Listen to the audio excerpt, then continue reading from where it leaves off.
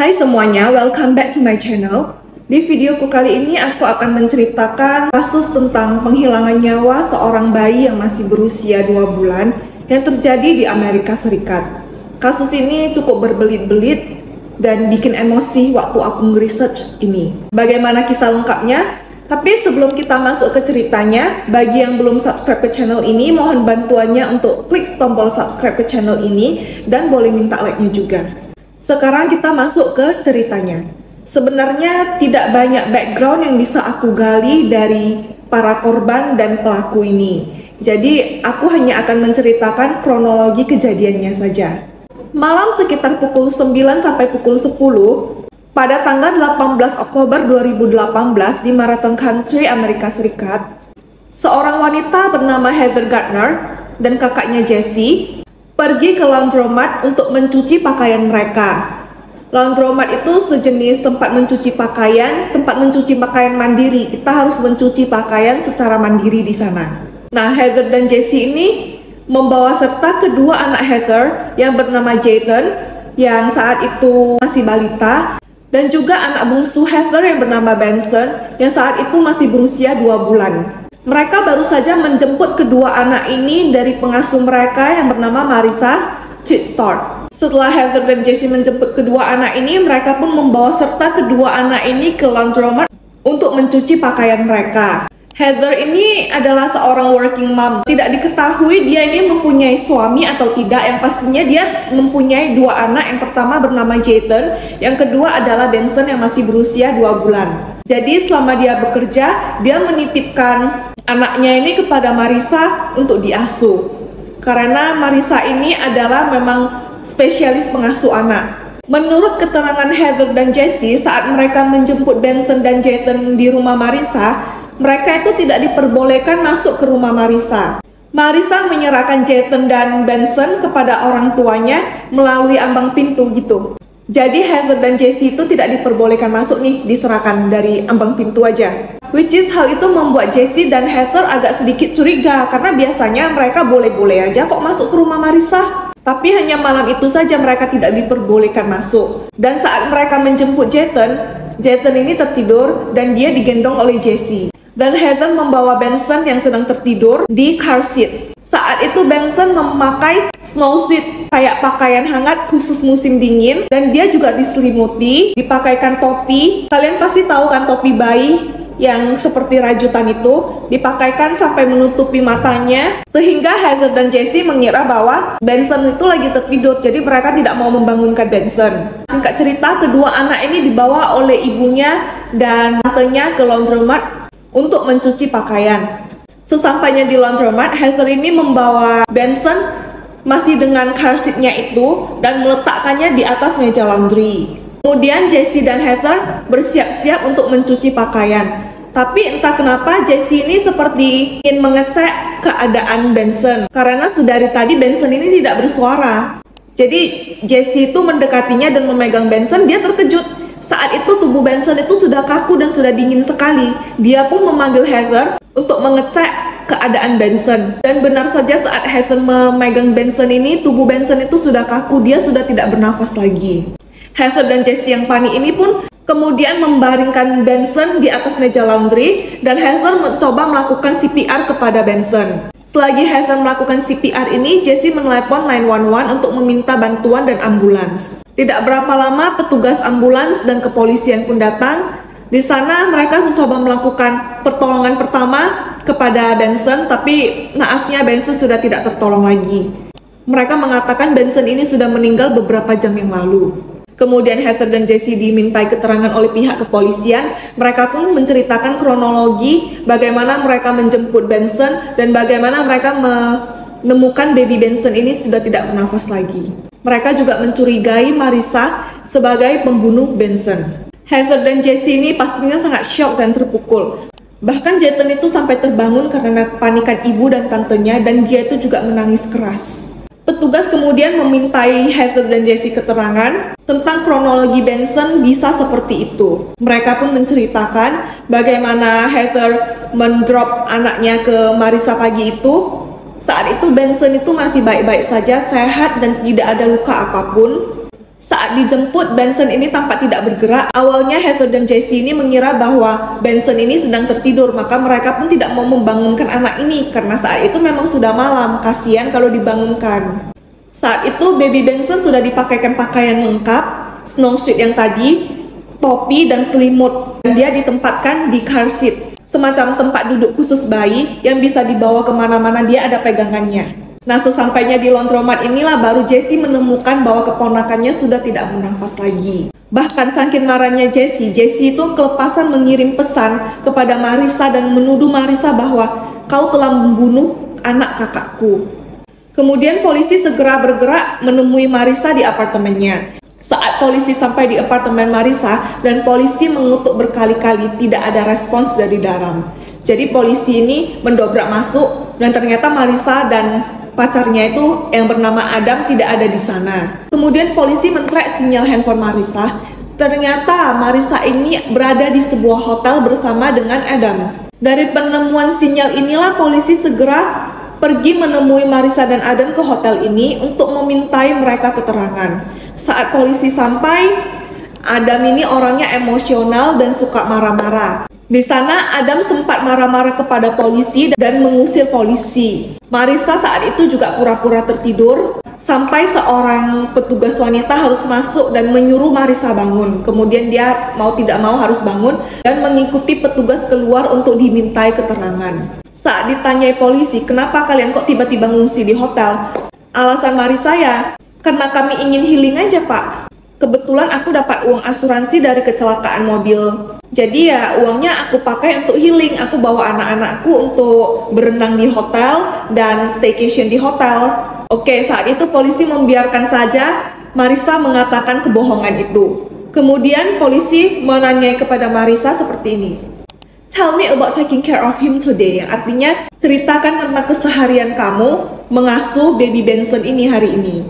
Marissa malah menjawab, oh I was just watching him and he was fine. Kalau kalian perhatikan, polisi itu menanyakan bagaimana keseharian dia waktu mengasuh Benson.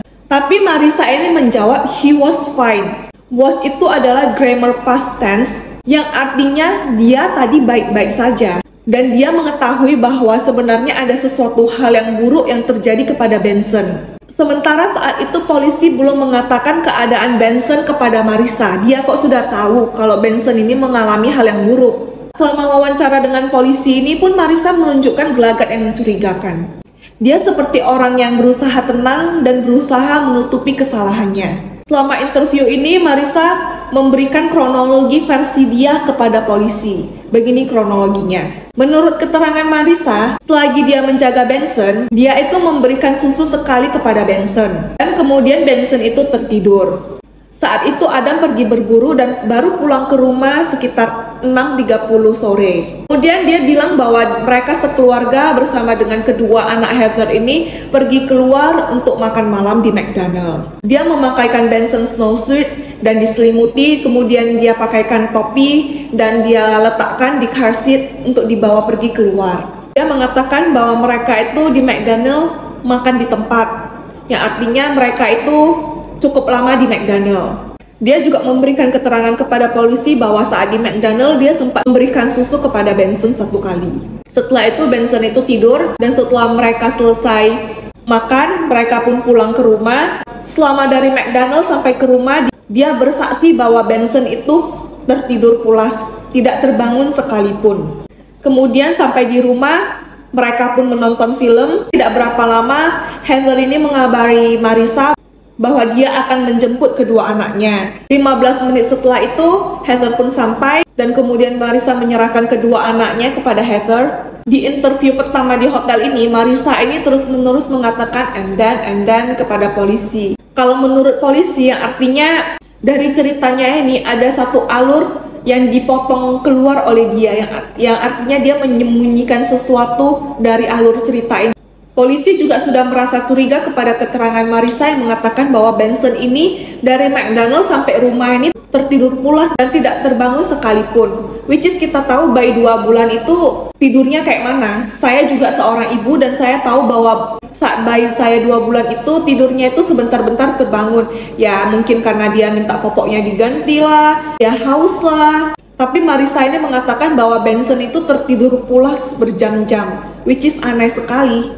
Kemudian sampai pada titik polisi menginformasikan kepada Marissa bahwa Benson itu sudah meninggal. Marissa tampak pura-pura menangis dan tampak pura-pura terkejut. Menangisnya itu seperti dipaksakan. Video interviewnya itu ada di YouTube sekitar 1 jaman. Kalau kalian nontonnya pasti emosi. Dia berbelit-belit banget ngomongnya. Karena saat ditanya, dia berkali-kali mengaku kepada polisi bahwa dia tidak mengetahui apa yang terjadi kepada Benson sampai Benson itu harus kehilangan nyawa. Kemudian polisi ini juga menodong Marissa bahwa kamu mau lari dari tanggung jawab kan, makanya kamu mengungsi ke hotel. Enggak, sudah aku jelaskan tadi bahwa aku itu dapat uang asuransi dari kecelakaan mobilku. Jadi aku mau spend uangku bersama dengan keluargaku untuk berenang dan staycation di hotel. Terus polisi bilang, ya itu kan aneh, kamu tiba-tiba staycation di hotel tengah malam saat seorang anak ditemukan meninggal dunia. Dia bersaksi bahwa aku nggak tahu kalau Benson itu meninggal dunia. Kemudian polisi mengatakan, bohong, kamu nggak mungkin nggak tahu kalau Benson itu meninggal dunia. Sebelum kami sampai di sini, Jesse itu sudah nge-text kamu, menuduh kamu bahwa kamu sudah membunuh Benson.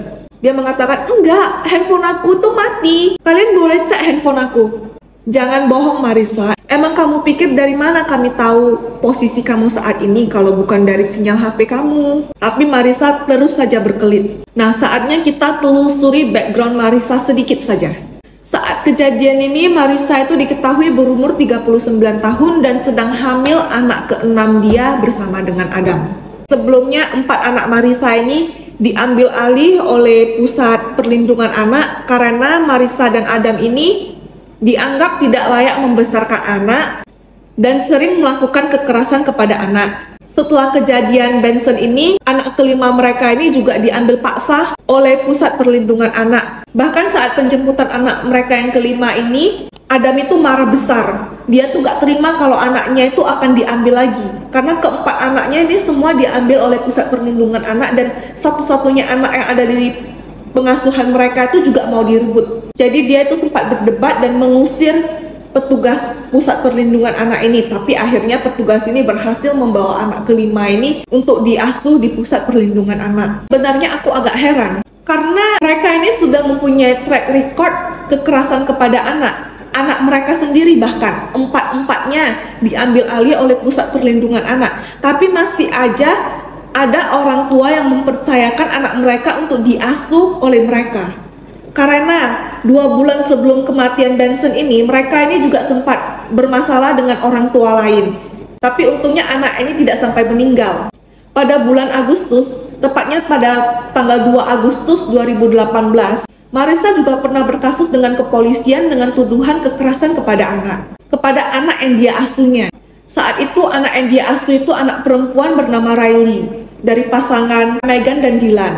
Saat itu Riley masih berumur 11 bulan. Menurut kesaksian orang tua Riley yang bernama Megan dan Dylan ini, mereka ini mengenal Marissa dari temannya teman. Mereka memakai jasa babysit Marissa ini selama 2 minggu saja. Tapi sebelum mereka membiarkan anak mereka diasuh oleh Marissa, mereka ini sempat mengecek background Marissa. Dia melihat bahwa Marissa ini memiliki seorang bayi. Jadi Megan dan Dylan ini merasa percaya bahwa Marissa bisa mengasuh anak mereka karena seorang ibu pasti mempunyai jiwa keibuan dan mampu mengurus bayi. Jadi mereka memutuskan untuk mempercayakan anak mereka kepada Marissa. Sampai pada tanggal 2 Agustus, paginya saat Megan dan Dylan ini mendrop anak mereka yang bernama Riley ini kepada Marissa, Riley ini masih dalam keadaan sehat dan tidak terluka apapun. Tapi saat mereka menjemput Riley di jam 1 siang, mereka menemukan wajah Riley ini penuh dengan luka-luka. Lukanya itu merah dan memar. Kalian bisa lihat di fotonya ini. Kedua orang tua ini pun segera melaporkan penemuan mereka ini kepada polisi karena mereka mencurigai Marissa telah melakukan kekerasan kepada Riley. Saat petugas mendatangi apartemen Marissa, di sana ternyata hanya ada Adam. Dan beberapa saat kemudian barulah Marissa pulang, entah dari mana, dan dia dimintai keterangan oleh polisi. Saat ditanyai, Marissa ini mengaku bahwa Riley itu terjatuh sendiri. Dia terjatuh dari sofa, wajahnya ini terluka karena karpet. Saat itu posisinya Marissa sedang mencuci piring. Kalau menurut aku kesaksian Marissa ini tidak bertanggung jawab sama sekali. Kenapa? karena dia itu diberikan tanggung jawab untuk mengasuh anak oleh orang tua. Dia dibayar untuk mengasuh anak. Tapi kenapa dia masih ngurusin pekerjaan rumahnya lagi, sementara dia masih dalam posisi kerja ngasuh anak orang? Kan seharusnya pekerjaan rumahnya itu bisa ditinggalkan dulu, karena tanggung jawabnya adalah mengasuh anak orang. Tapi petugas kepolisian ini tentunya tidak langsung percaya kepada kesaksian Marissa, karena luka yang ditemukan di wajah Riley itu tidak menunjukkan bahwa dia itu terjatuh dari sofa. Seandainya kalaupun anak itu jatuh dari sofa, pasti dia hanya terhentam satu kali saja. Sementara luka di wajah Riley itu menyebar sampai ke sini, bahkan sampai ke sini. Dan di atas ini itu lukanya seperti bintik-bintik merah. Itu seperti luka sundutan rokok. Tapi Marissa tetap tidak mau mengakui apa yang sudah dia perbuat kepada Riley. Dia tetap berkali-kali mengatakan bahwa Riley itu terjatuh sendiri dari sofa. Benar-benar gak bertanggung jawab nih orang. Kalau menurut aku, sepertinya Marissa ini sudah memukuli wajah Riley. Karena kata Megan, ibunya Riley ini mengalami trauma selama 2 tahun. Dia tidak memperbolehkan siapapun menyentuh kepalanya. Yang pastinya kita semua pun setuju bahwa sepertinya Marissa ini telah memukul kepala Riley. Makanya dia sampai trauma, tidak membiarkan orang lain menyentuh kepalanya sama sekali. Selama 2 tahun loh. Karena kasus ini, Marissa ini sempat akan ditahan. Tapi karena kasusnya masih bergulir, dia pun belum ditahan. Sampai pada bulan Oktober inilah, dia masih diberi kepercayaan untuk mengasuh 2 balita sekaligus. Kembali lagi ke kasus Benson, polisi terus mendesak Marissa untuk mengatakan hal yang sebenarnya. Tapi lagi-lagi Marissa ini berbelit-belit. Dia tetap tidak mau mengakui kepada polisi apa yang sudah dia perbuat kepada Benson. Dia mengaku bahwa saat itu dia meletakkan Benson di Hack and Play, sejenis arena bermain bayi. Dan di sana ada monitor khusus bayi. Jadi dia mengatakan kepada polisi bahwa dia merasa Benson akan safe di sana, jadi dia tinggalkan aja Benson dalam waktu lama. Kemudian saat dia datang mengecek Benson ini sudah tidak bernafas lagi. Dia tahu Benson meninggal, tapi dia tidak tahu kenapa Benson ini bisa meninggal. Dan kemudian dia mendandani Benson, membuatnya seolah-olah dia ini tertidur dan membawanya pergi keluar bersama suaminya ke McDonald untuk makan. Dari CCTV McDonald yang didapat polisi, Marissa ini tampak masuk ke McDonald bersama suaminya dan Jayton. Dia meletakkan baby Benson yang sedang ada di car seat itu di atas meja McDonald. Dia juga terlihat tertawa-tawa dan tidak ada beban sama sekali. Padahal dia mengetahui bahwa baby Benson itu sudah tidak bernyawa saat itu. Kemudian jasad baby Benson ini diotopsi dan medical report ini menyatakan bahwa baby Benson sudah meninggal sejak pukul 4.30 sore. Yang pastinya waktu itu terlalu panjang antara waktu kematian Benson dan Benson ini dijemput oleh ibunya. Makanya badan Benson ini sudah kaku, membiru, dan sudah dingin sekali. Otopsi ini juga menunjukkan bahwa kepala baby Benson ini mengalami beberapa benturan yang menyebabkan dia harus kehilangan nyawa. Sepertinya baby Benson ini dilempar berkali-kali. Walaupun hasil otopsi ini sudah keluar dan polisi sudah mengantongi hasil otopsi ini, tapi tetap saja Marissa berkelit. Dia mengaku bahwa dia tidak tahu kenapa Benson ini bisa meninggal. Polisi itu sampai mengatakan bahwa kamu pasti sudah melempar baby Benson. Dia mengatakan, tidak, aku nggak mungkin melempar seorang bayi. Kemudian setelah dipaksa lagi, dia mengatakan bahwa iya, saya meletakin baby Benson itu seperti ini, agak kasar. Sekali saja saya ngeletakinya. Kamu ngeletakin di mana? Saya ngeletakinya di baby crib. Kalau kita tahu secara logika, kalaupun dia melemparkan baby Benson ini ke baby crib, yang pastinya baby crib itu tidak akan melukai kepala baby Benson itu sampai berkali-kali, benar kan? Polisi terus mengatakan berulang-ulang kepada Marissa bahwa kepala baby Benson itu memiliki beberapa cedera, yang artinya dia itu dihantam berkali-kali, bukan hanya sekali saja. Tapi lagi-lagi Marissa tidak mau mengakui bahwa dia sudah melempar tubuh baby Benson ini berkali-kali. Kemudian kasus ini dibawa ke persidangan. Di persidangan, masa lalu Marissa ini digali kembali oleh pengacaranya guna mendapatkan keringanan hukuman dari hakim. Ternyata masa lalu Marissa ini cukup kelam. Ayahnya meninggalkan dia dan saudarinya saat mereka masih kecil. Ibunya ini seorang pecandu dan seorang pengedar juga. Mereka berdua yang masih kecil ini harus tinggal bersama ayah tiri mereka, melecehkan mereka. Bahkan Marissa ini pernah dilecehkan oleh customer ibunya di kamar mandi, dan saat dia berteriak meminta pertolongan, tidak ada seorang pun yang datang untuk menolongnya. Nah, karena traumanya inilah Marissa kemudian pun menjadi seorang pecandu, hingga pengacaranya meminta keringanan kepada hakim untuk memberikan hukuman kepada Marissa 14 tahun penjara saja. Selebihnya Marissa ini harus ditreatment karena dia juga mempunyai masa lalu yang kelam, yang membuat dia trauma. Tapi untungnya hakim di sana masih bisa berpikir dengan jernih. Hakim mengatakan bahwa masa lalu Marissa yang pahit itu tidak membuat Marissa berhak untuk melakukan hal yang keji kepada kedua bayi dan balita yang tidak berdosa itu. Akhirnya Marissa dijatuhi hukuman 37 tahun penjara atas pembunuhan terhadap baby Benson dan 3 tahun penjara atas kekerasan terhadap baby Riley. Mati lampu guys, tapi gak apa-apa, kita lanjut aja ya. Ibunya Benson yang bernama Heather ini tentunya sangat merasa sedih atas kehilangan putranya. Dia bercerita bahwa sebenarnya Benson ini bukan bayi yang rewel, dia itu bayi yang gampang diatur. Dia selalu tersenyum, dia suka saat dia digelitikin, dan dia suka saat dia dibawa jalan-jalan dengan mobil. Bahkan Heather ini sampai berandai-andai bahwa jika Benson ini masih hidup, bagaimana ya saat nanti dia bisa berbicara, apa kata pertama yang akan dia ucapkan, terus bagaimana saat dia pertama kali melangkah. Itu sebenarnya sedih banget dengarnya. Bagaimana menurut kalian tentang kasus ini? Apakah hukuman yang Marissa dapat itu sudah sesuai dengan perbuatannya? Apakah harusnya dia dihukum lebih atau kurang karena masa lalunya? Coba komen di bawah. Sampai di sini dulu kasusnya. Terima kasih yang sudah menonton sampai habis. Bagi yang belum subscribe ke channel ini, mohon bantuannya untuk subscribe ke channel ini dan boleh minta like-nya juga. Sampai jumpa di video selanjutnya.